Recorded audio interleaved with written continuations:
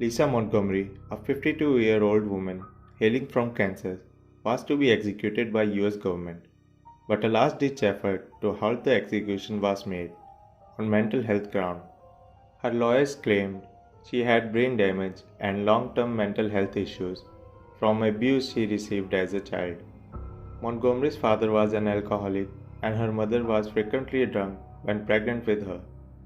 Her early life was filled with turmoil, her half sister Diane being adopted out to another family.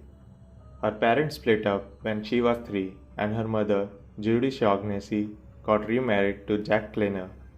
Montgomery's new stepfather abused her physically and began sexually abusing her when she was about 14. When Montgomery was 16, her mother saw her stepfather raping her, and the marriage ended. But family members have claimed that Shaughnessy blamed Montgomery for the abuse and the divorce. Shaughnessy's nephew, David Kidwell, testified that she believed Montgomery had brought the abuse on herself and she enticed him. In 1986, when Montgomery was 18, she married her stepbrother, Carl Bowman. She had 4 children in 4 years before having a tubal ligation. Montgomery claims that her mother and husband forced her to be sterilized. However, Bowman testified that Montgomery's doctor had recommended the procedure because her fourth child had been born more than 2 months premature and feared that she couldn't carry another baby to term. In the remaining years of her marriage to Bowman, Montgomery claimed several times that she was pregnant, even though it was impossible.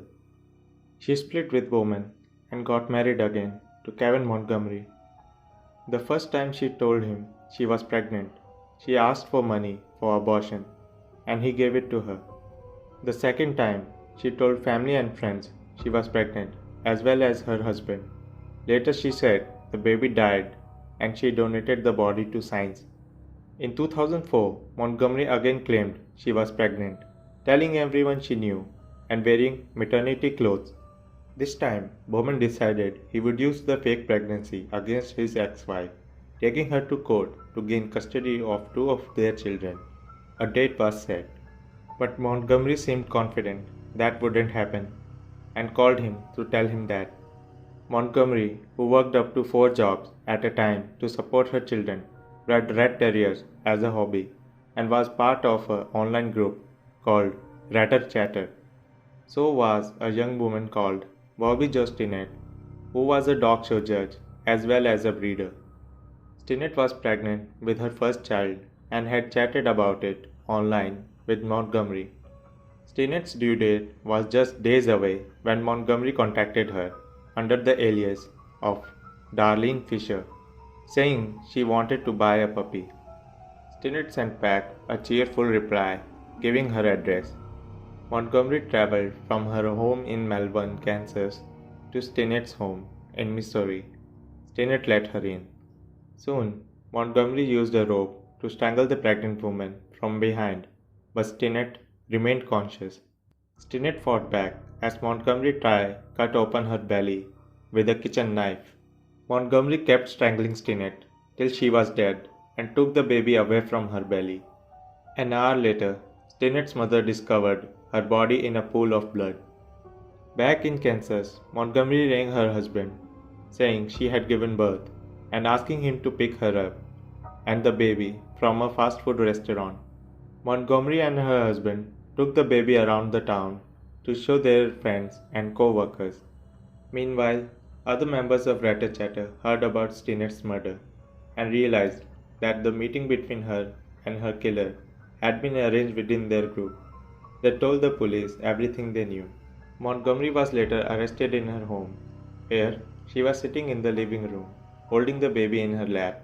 Amazingly, the baby girl, later named Victoria, appeared to be healthy and in good shape. Victoria was taken to hospital and then reunited with her father, Zeb. She is now 16 and still lives with her father. Montgomery was found guilty of kidnapping and murder in 2007 and has been on death row ever since.